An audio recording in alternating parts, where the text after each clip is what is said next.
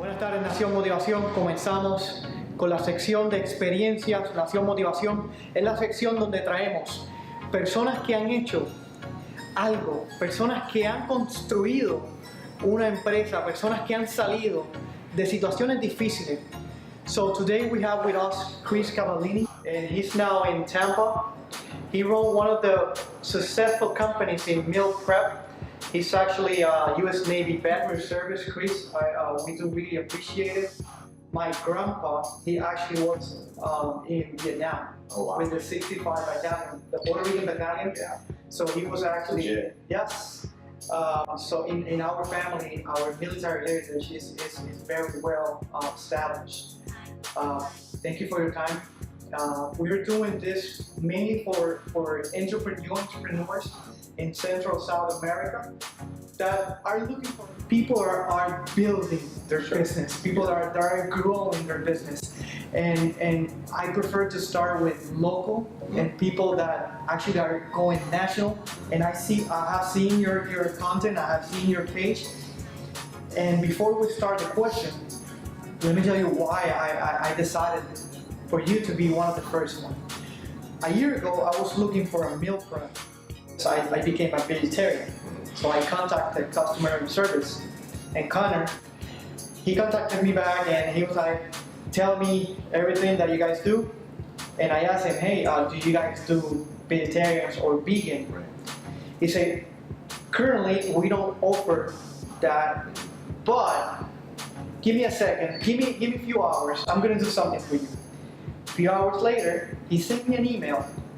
What struck me was he lists all the companies that do the same thing that you do, but in a vegan way. And I was like, how this guy built such a business mentality, a customer relation first mentality.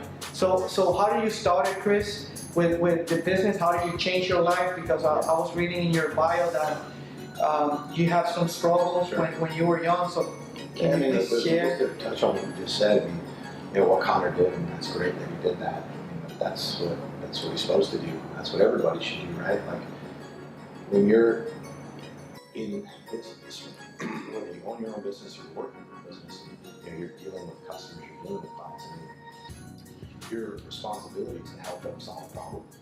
You contacted us, you had a problem, we were not capable of solving it in-house. So, you know, we have training around here that's geared towards solving our clients or potential clients' problems, whether or not we monetize it. It's the right thing to do, and we appreciate you saying that.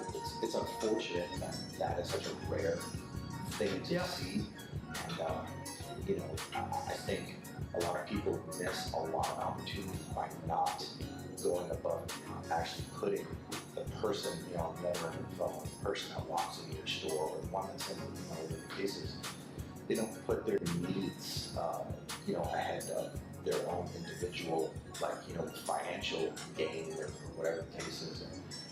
And it's funny because, you know, when you focus on, you know, only making money, you have a mentality like, oh, well, I can't do anything for this, but I can't make money on this person, so, you know, fuck it. Like, dude, like, you actually end up, like, giving up.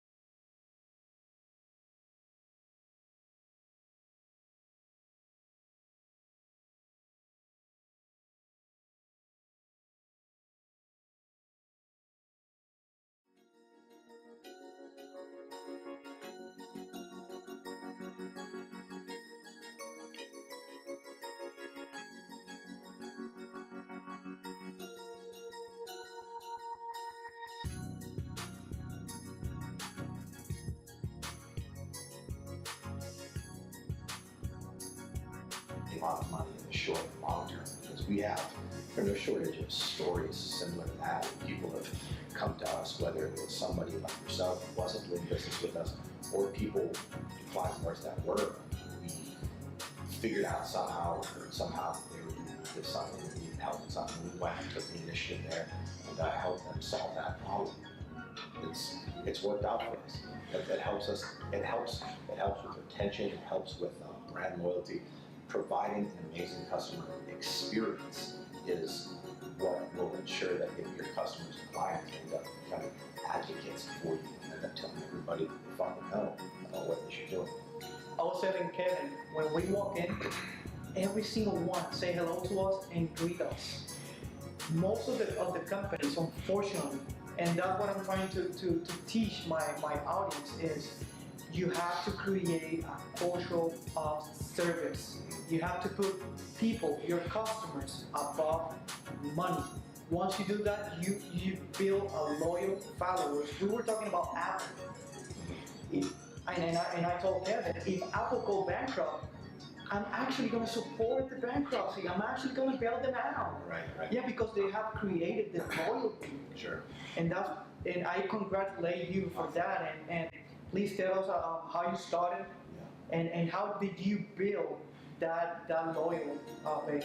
I mean, it wasn't just me. I have an awesome team that helps do what we've created today. Obviously, we're nowhere near where we want to be, and one day we'll where we will be. But we've come a long way. As I was a drug dealer for 9 years. I was arrested 17 times prior to my 18th birthday. Ended up spending most of my 20s as a drug dealer, got to the point where I just became visibly nauseated and sick with what I was doing, and just overcome with the feelings of anxiety and just panic. I knew that I had to make some changes, and if I didn't, I would end up going to prison like a lot of my friends, my drug dealer friends, started to. And my best friend, met earlier, Lee, he got sent to prison. That was like kind of a huge wake-up call for me. So we can say that was your turning point. It was one. I mean, this was something like I knew that I felt that deep down that I was put on this planet to serve a higher purpose.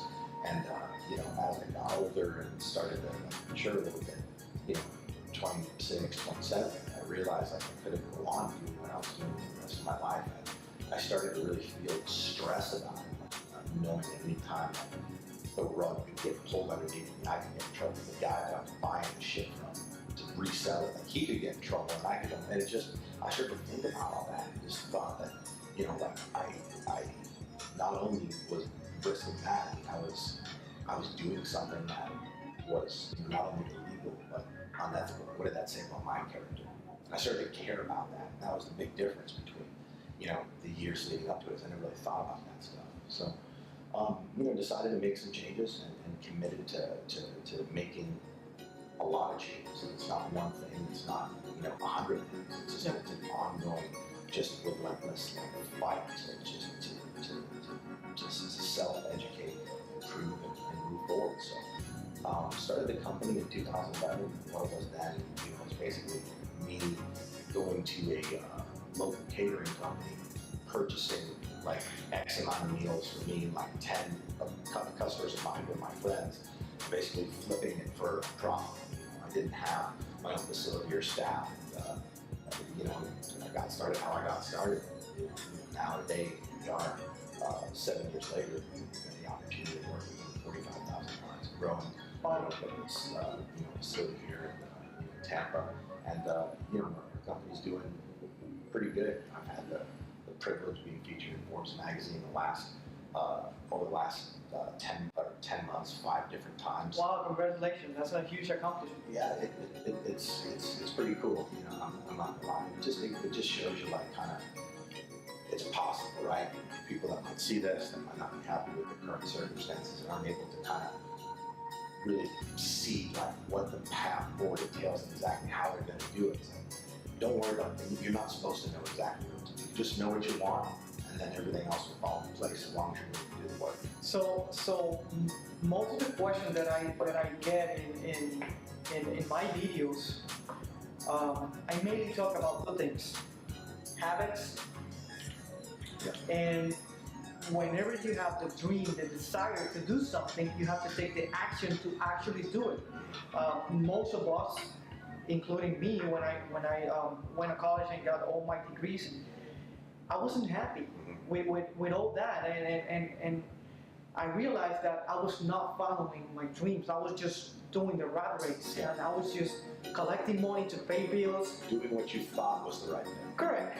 So my followers in Central South America, they ask me, what are your habits? So what do you do to maintain yourself motivated, to maintain yourself positive? Because I mean, we live in a very, very distorted world that most of the news are negative. I don't watch the news personally.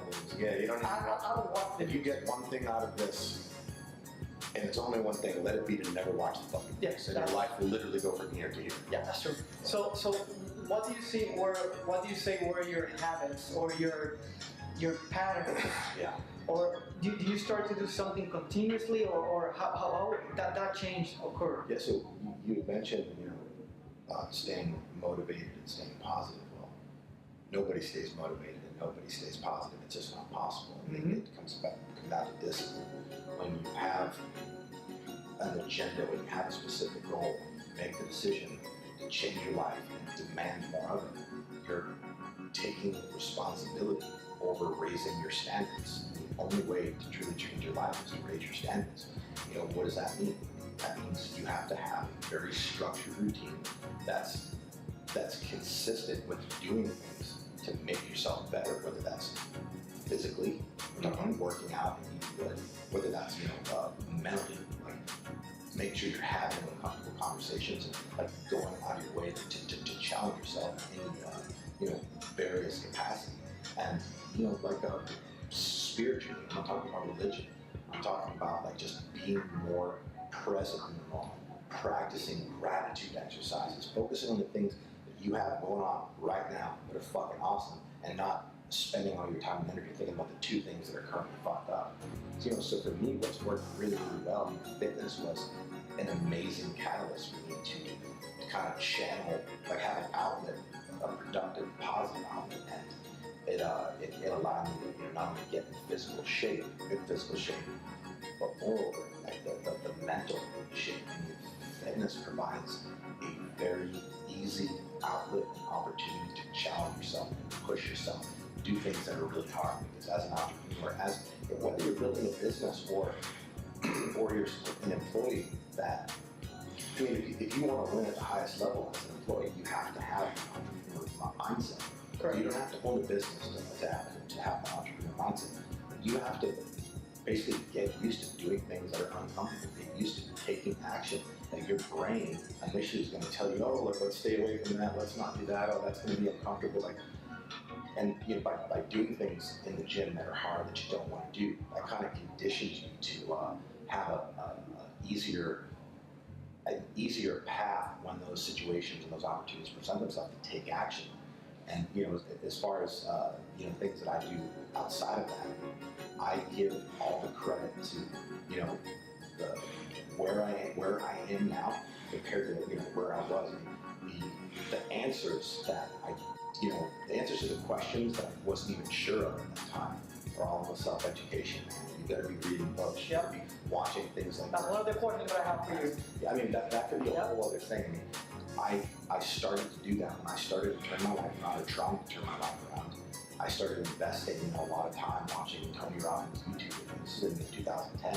That before a lot of these podcasts came out and such. So between watching Tony Robbins' YouTube videos and reading all the books I could get my hands on, I spent a lot of time learning shit that was consistent to becoming a better human being, and then ultimately this thing started to happen.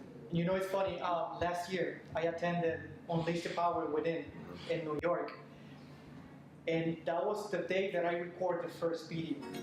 Okay. In the actual thing, because Tony was saying that you have to find something that you're passionate and give back to people. So in business at that point of time, I was doing really good, thank God, but I was missing that part. I was missing the part of giving back. So that day, I put out my phone And I told my girlfriend, hey, record me. I'm gonna do something. And she was like, what are you gonna do? And I started recording motivational stuff. And since then, I've been consistently every single day, every single week, putting videos, putting content. Because as you say, you cannot maintain motivational message, but if you, every single day, the first thing that I do in the morning, after gratitude, I say thank you for the stuff that I have, because we were talking outside the camera that I did have also a rough start. So I've been saying thank you more often. And after that, the first thing that I do. Hopefully you're saying thank you for that. Yeah, of course. I mean, that's what's made you the person you are today and allow you to get to where you're going. And the second thing that I do is I put my YouTube, either Eric Thomas, Tony Robbins, or Les Brown. Those are the three main guys that actually help me to be a better motivational and to be a better person, because their message is very good. You were talking about the books. What kind of book do you read? Who's your favorite book? So I've read about 1,000 books. So wow. I'm not going to go over the entire list. I'm not sure that I do. Speed reading? No. I mean, I've been doing this a long time. And when I started, I mean, actually, not that long, but in 2010, when I started keeping mine, I was a drug dealer. So I didn't have a traditional schedule. I had a lot of free time. Yeah. And so I was reading, 400 to 500 page book a week. Now I listen to audiobooks, so I can kind of double that up with when I'm doing cardio or when I'm driving or just sitting working on something else and get that going. But it's super important. I continue to do. If not, I do. At this point in my life, I'm learning more. I'm studying more. I'm taking more time to read, to do the audiobooks, do the podcast.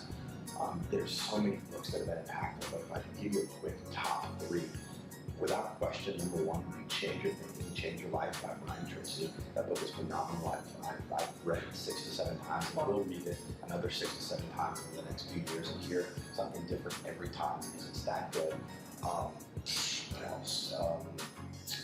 Goals by Brian Tracy is good. Like the classics, of course. Think and Grow Rich by Napoleon Hill. If you're a leader, entrepreneur, aspiring leader, extreme ownership, the dichotomy of leadership, which is the kind of the second version of extreme ownership. The 10X Rule by Grant Cardone. What else have I got over there?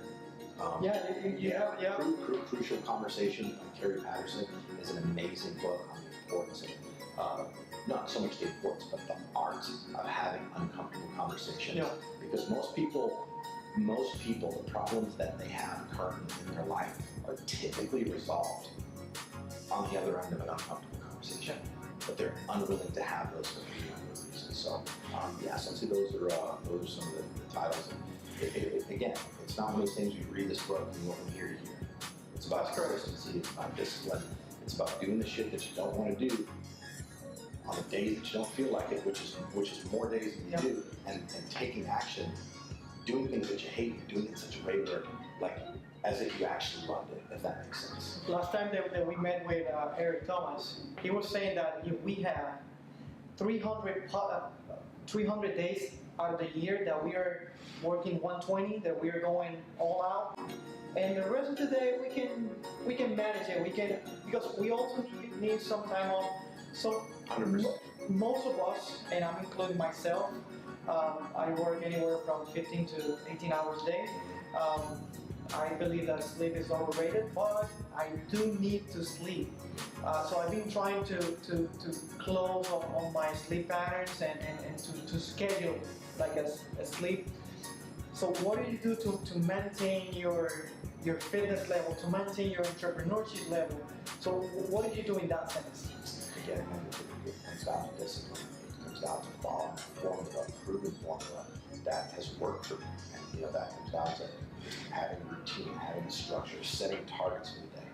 Make sure I work out every morning. I work out every morning and it makes me feel good. It makes me like my brain is releasing chemicals that allow me to perform better throughout the rest of the day. And I write my goals down every single day. And I write down, 3 to 4 tasks that I'm going to accomplish that day. Not little bullshit like check my email, things that will help me, move closer to the light at the end of the tunnel, or what my big goals are. And that's important because most people just get up in the morning and they just go through the motions, bounce around like a pinball with no real course, no real structure, no real focus. And, you know, if you don't have, you know, goals, you don't have targets, you don't know where you're going, how the fuck are you gonna get there? So, you know, those things that you do, of course, the self-education, that is a mandatory part of my work. It's not optional. It's not like, oh, I gotta go get my nails done, I gotta do the self-education. Like, the self-education is the thing I think people need to realize. That is the work. The shit that you do during business hours, that's not the work. That's like the bare minimum stuff. The stuff you do outside of that, the stuff that you do to work on your personal and professional development, the stuff you do to work on the personal and professional development of your team, the stuff that you do out in the community to help to give back to pay points in a way, that is the real work. And I think a lot of people fail to